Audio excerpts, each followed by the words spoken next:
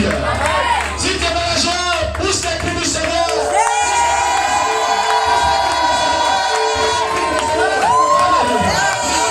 Gloire à Jésus. Gloire à Jésus. On s'assoit dans la paix du Seigneur. Tu vas prier le Seigneur Jésus-Christ pour sa parole. Tu vas parler à ton Dieu. Tu vas lui demander de te parler, de t'instruire, de te donner la compréhension de ce qu'il aimerait que tu reçois de lui comme message en ce jour. Au nom de Jésus, prions le Seigneur notre Dieu. Éternel, merci, car tu es le premier à nous donner ta parole, qui a été faite chair, et qui est venu habiter sur la terre au milieu des hommes, qui est Jésus-Christ, et qui a remonté au ciel.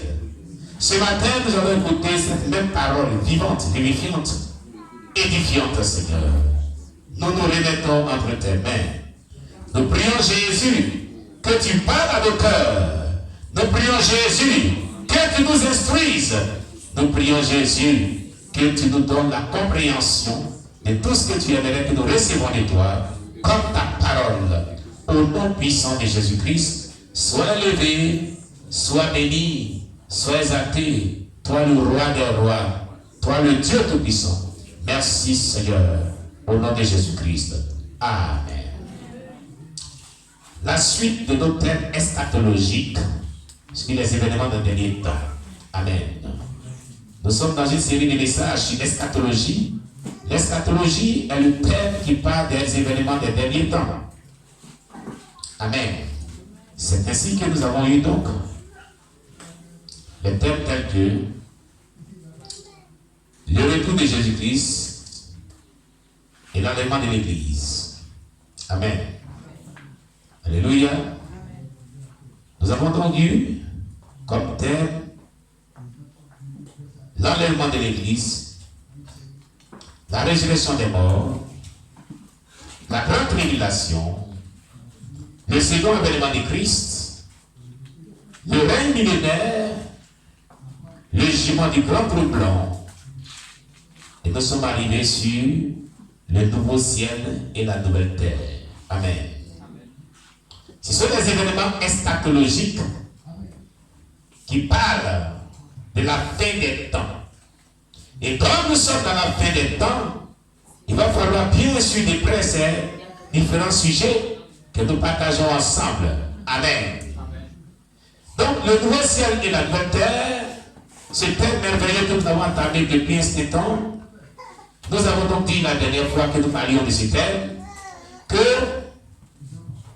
avec le jugement dernier des pécheurs, le plan divin est de remplacer cette terre et ce ciel atmosphérique pollué par de nouveaux cieux et une nouvelle terre qui auront l'empreinte de sa gloire, de sa sainteté et de sa justice, selon Apocalypse 21, versets 1 à 8. Il est dit: car je vais créer de nouveaux cieux et une nouvelle terre. On ne se rappellera plus les choses passées. Elles ne reviendront plus à l'esprit. Ésaïe 65, verset 17. Ceci laisse entrevoir ce qui adviendra à cette terre et aux cieux actuels. Tout ce que nous pouvons qualifier d'édifices agréables à la vue et d'empires fleurissants seront embrasés et se dissoudront, car il est déclaré selon 2 Pierre chapitre 3 verset 7 et le verset 10 à 14, les cieux et la terre d'à présent sont gardés et réservés pour le feu, pour le jour du jugement et la ruine des hommes. Alléluia. Les gloires, c'est-à-dire les prestiges des hommes et toutes les soi-disant merveilles du monde ne sauront résister à l'ardeur de ce feu. C'est ici la sagesse. Les croyants doivent amasser des trésors dans le ciel et non sur la terre, où la terre et la rouille ne détruisent point et où les voleurs ne percent ni ne dérobent. Selon Matthieu 6, verset 20. La nouvelle création sera entièrement exempte de toute tâche de péché. Ainsi donc, les conséquences et l'effet du péché n'y existeront pas. Il n'y aura ni mort, ni souffrance, ni peine, ni larmes, et non plus séparation d'avec Dieu. 2 Pierre 3, verset 13, Apocalypse 21, verset 14. C'est là qu'on était arrêté la dernière fois. C'est un bref rappel qu'il vient de faire. Relis-nous, chers bien-aimés. 2 Pierre 3, verset 13. On prend nos Bibles. Dans 2 Pierre chapitre 3, verset 13. 2 Pierre chapitre 3, verset 13.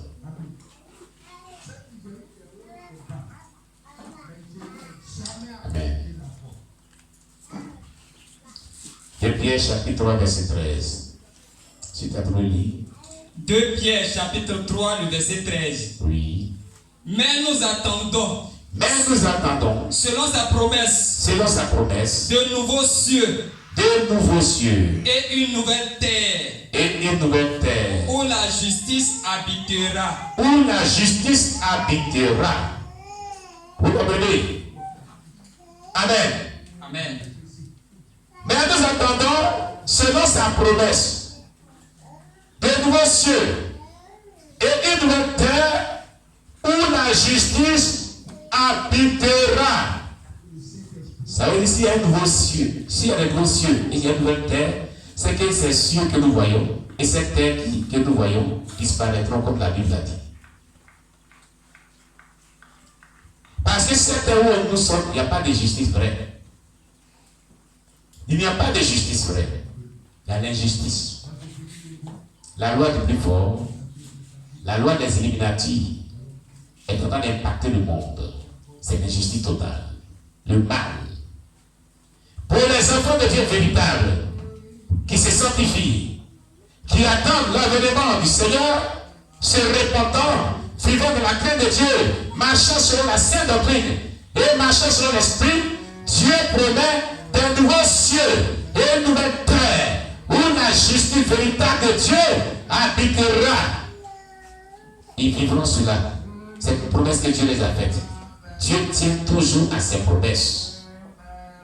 C'est pourquoi, pour ne pas rater cette grâce et pour prendre part à cette grâce, bien aimé, le Seigneur te demande, toi qui nous écoutes ce matin, de te repentir de toutes sortes de péchés, de toutes sortes d'iniquités, de toute mauvaise vie, afin que cette grâce de la nouvelle terre et de nouveaux cieux qui viendront remplacer ces cieux et cette terre où il y a l'injustice, il y a l'impureté, il y a le mal, et de ce que tu vas vivre avec Dieu sur cette terre de justice, consacre-toi avec le bien à vivre dans la sainteté véritable, rien que dans la sainteté véritable. Amen. Alléluia. Qu'il sorte avec son pain. Gloire à Jésus-Christ. Amen. Gloire à Jésus. Amen. Amen. La Bible déclare que les nouveaux cieux viendront et la nouvelle terre viendra habiter sur la terre. Apparaîtra pour qu'on habite dedans. Ceux qui sont vraiment des véritables enfants de Dieu n'auront pas à cela. Apocalypse, chapitre 21, verset 4. Nous prenons Apocalypse, chapitre 21, verset 4. Apocalypse, chapitre 21, verset 4.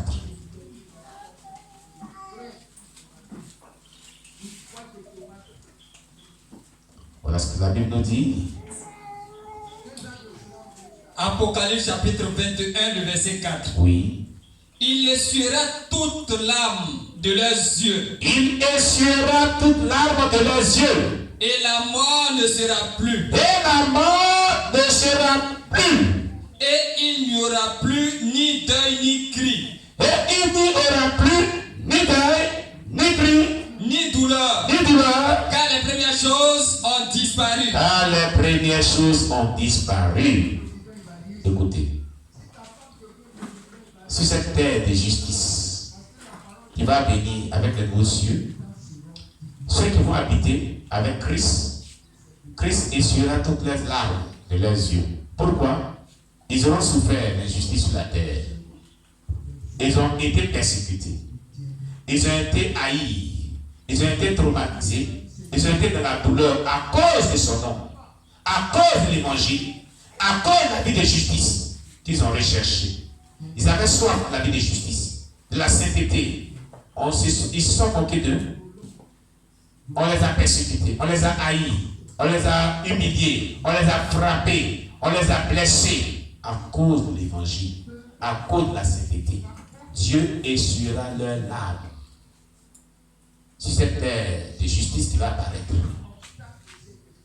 Et la mort ne sera plus. La mort ne sera plus.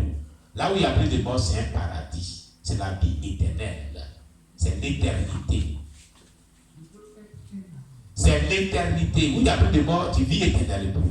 Éternellement. Donc c'est le paradis. Et il n'y aura ni deuil, ni cri, ni douleur, car les premières choses ont disparu. Écoute très bien. Tu comprends? Il n'y aura plus de deuil. Il n'y aura plus de douleur. Il n'y aura plus de cris. Les premières choses ont disparu.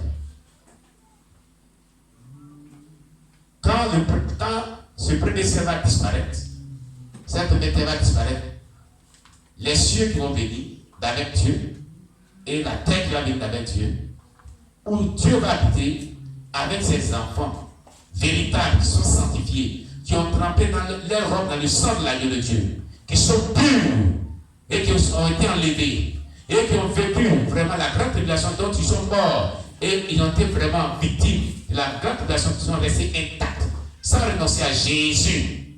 Les martyrs, ils vivront sur cette terre sainte de justice. Jésus essuiera les larmes. Il n'y aura plus de deuil, il n'y aura plus de mort, il n'y aura plus de cris, il n'y aura plus de douleur, il n'y aura plus de souffrance. C'est un paradis, déclare la Bible. Les premières choses sont passées. C'est ce que nous recherchons. Voilà pourquoi nous donnons presque l'évangile. Et c'est ce que Dieu m'a dit, d'envoyer les gens à guérir. C'est pourquoi ici, tout ce qui est péché, il faut haïr cela. Soit tu rentres dans cette grande destinée, ou si ce n'est pas cette grande destinée, cette vie de justice, c'est l'enfer.